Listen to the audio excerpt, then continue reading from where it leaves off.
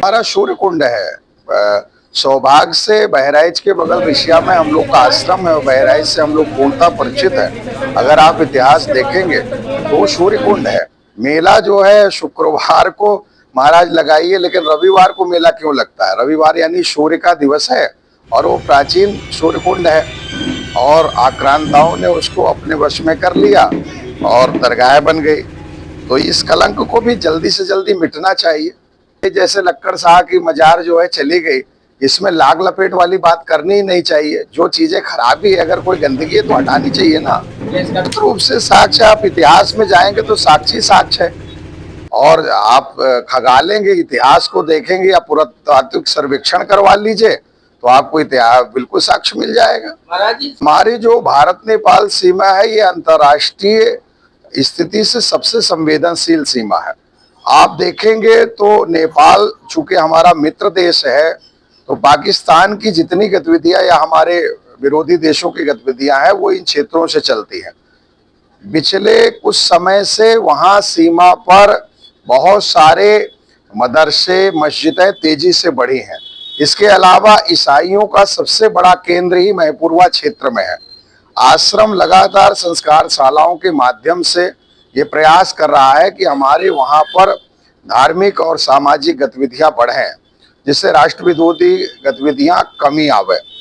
वहां महपूरवा के पास ककराहा आश्रम का निर्माण हुआ जहां संस्कार शाला केंद्र बना है और हम लोग स्वास्थ्य, शिक्षा, सेवा में आश्रम लगातार उस क्षेत्र में काम कर रहा है।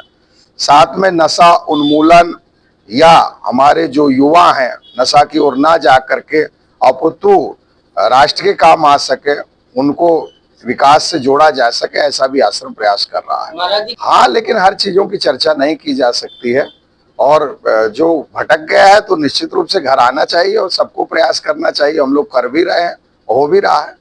और बहुत दिव्य कार्यक्रम है। अगस्त में, श्रावण में बहुत दिव्य कार्यक्रम होने जा रहा है। हमारे मल्होत्रा जी बगल में है और हमारे शिव कुमार जी हैं।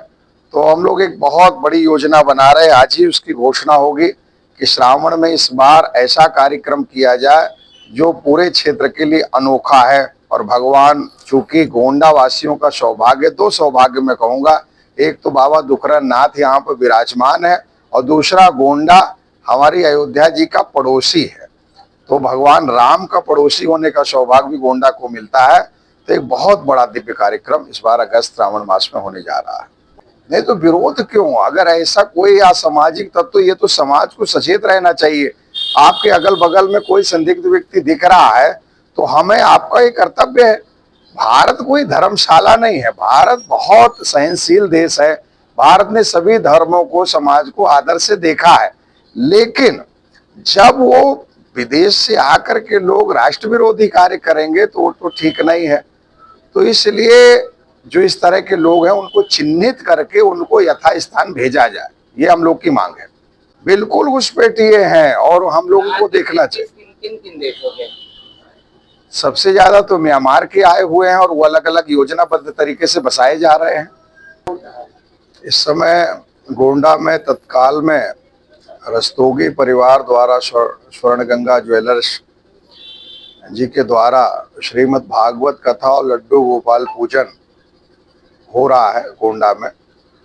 और भरत मिलाप चौराहे पर ये दिव्य कार्यक्रम चल रहा है जो 16 तारीख तक चलेगा और जिसमें इतनी ठंड के बावजूद भी हजारों धार्मिक पुरुष, हमारी माताएं बहनें शामिल हो रही हैं।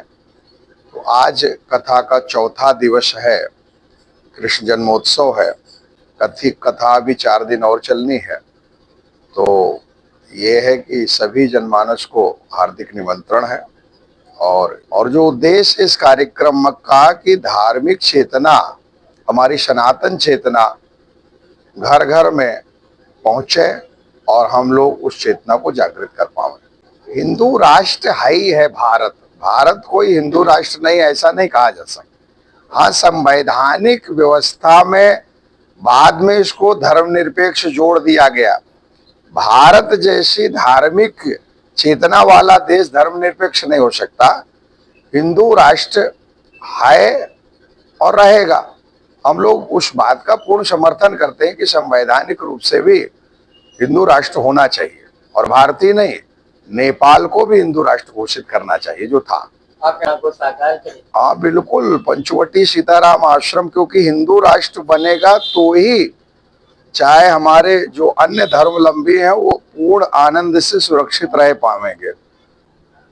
हम 2024 में दुर्गा बिल्कुल निश्चित रूप से, और ये संतोष का विषय है कि जो विषय इतना जघन्य अपराध था उसको माननीय न्यायालय के द्वारा कम से कम उचित निर्णय दिया गया, और हम लोगों को संतुष्टता है।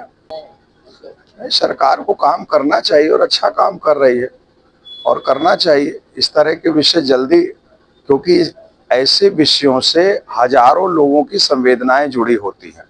फैसला जल्दी आता है तो जो समाज में एक सुखद संदेश जाता है, दुष्टों को भी ये संदेश जाता है कि ऐसी चीजें नहीं होनी चाहिए, तो अच्छा है।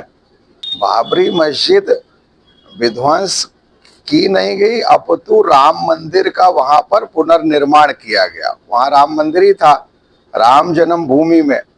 दूसरी बात है कि अगर बाबरी मस्जिद के नाम पर आप जगह जगह बना रहे हैं तो उससे कुछ नहीं होगा, उल्टा हिंदू जनमानस को आप जागृत कर रहे हैं।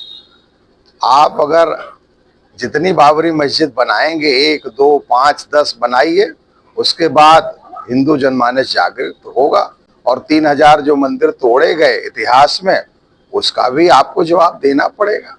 जिससे परिवर्तन हो रहा है, तो हम लोगों को भी अपनी पूर्ण क्षमता विकसित करके भारत को समृद्ध राष्ट्र बनाना चाहिए।